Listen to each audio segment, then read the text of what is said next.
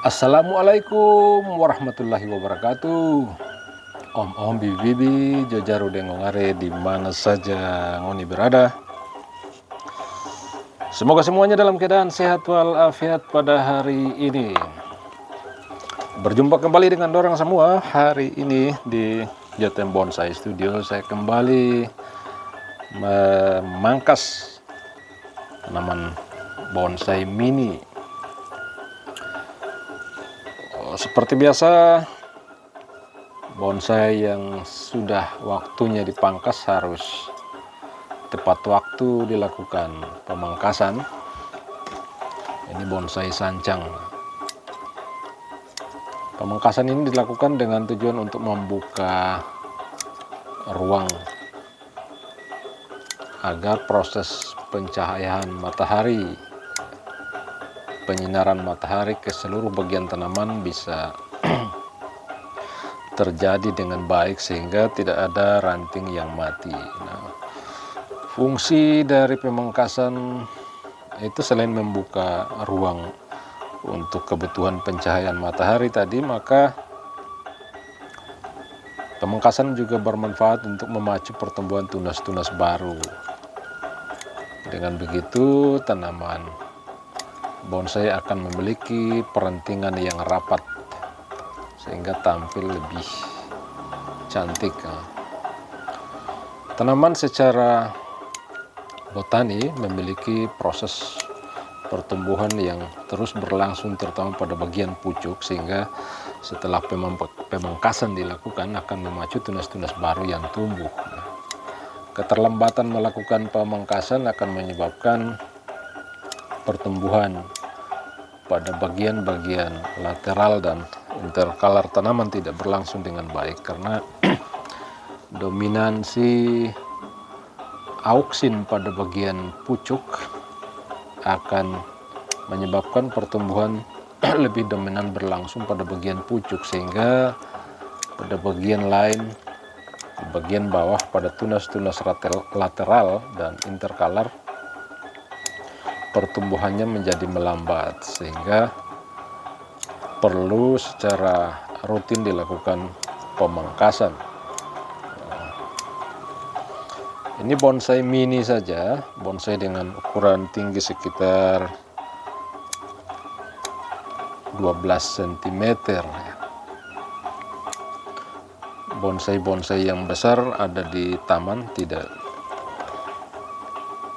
saya review di sini karena proses mengangkatnya juga berat, kecuali kita melakukan review dengan langsung ya on the spot di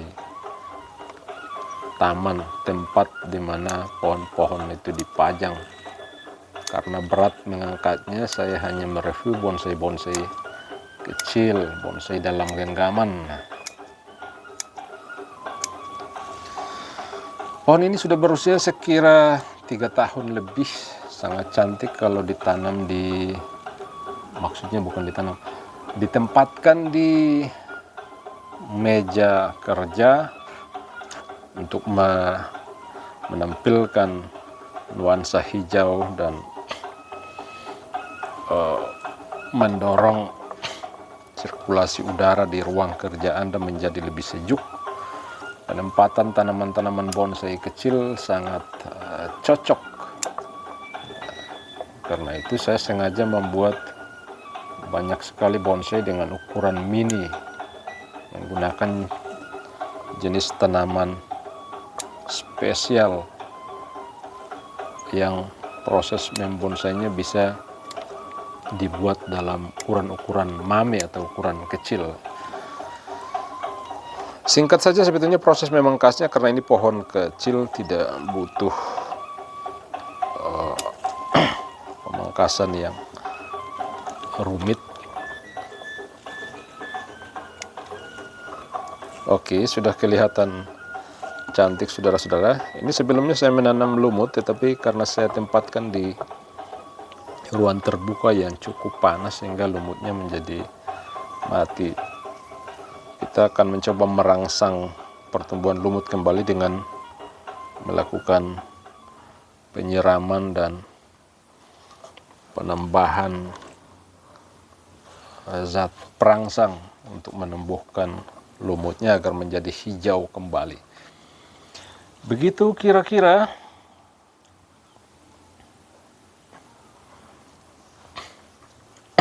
Bagi Anda yang ingin berbonsai,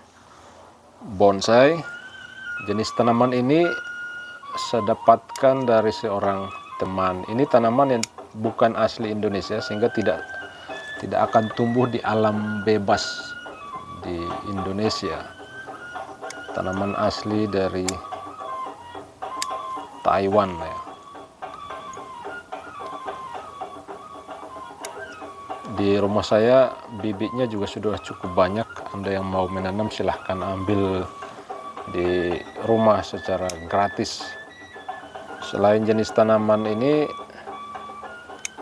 ada beberapa jenis tanaman yang saya dapatkan dengan proses impor melalui teman yang terbiasa melakukan proses jual beli ekspor impor tanaman-tanaman hias di Jawa, dan saya berkomunikasi dengannya untuk mendapatkan bibit yang telah dia impor ke rumahnya di Jawa.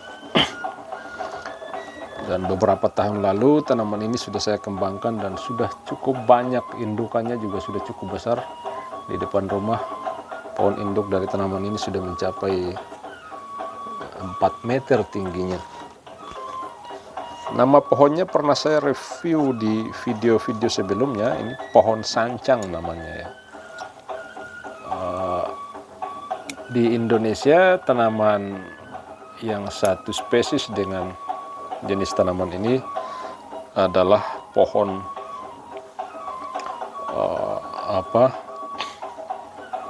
Samola kalau di Ternate. Lalu di tempat lain Samola maksudnya di nama yang biasa digunakan untuk orang-orang di bagian Halmahera Selatan. Di Ternate orang menyebutnya tanaman gumira.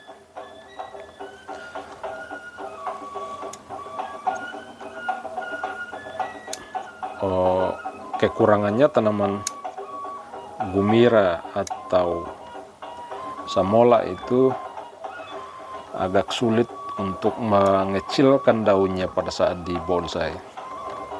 Sementara tanaman ini yang sancang versi Cina ini memiliki daun yang kecil. Maksudnya setelah dibonsai dengan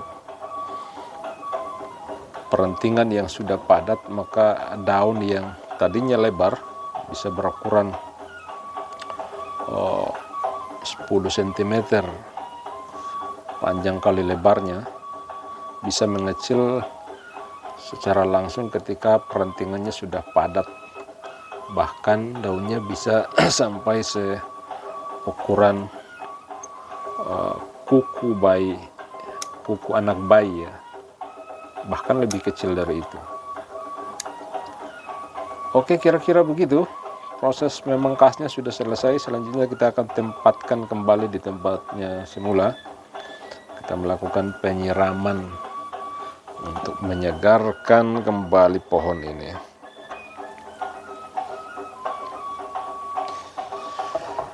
Begitu saudara-saudara, selamat beraktivitas. Semoga semua pekerjaan yang saudara-saudara kerjakan pada hari ini bisa berakhir dengan baik, bisa mendatangkan hasil yang bermanfaat untuk keluarga di rumah.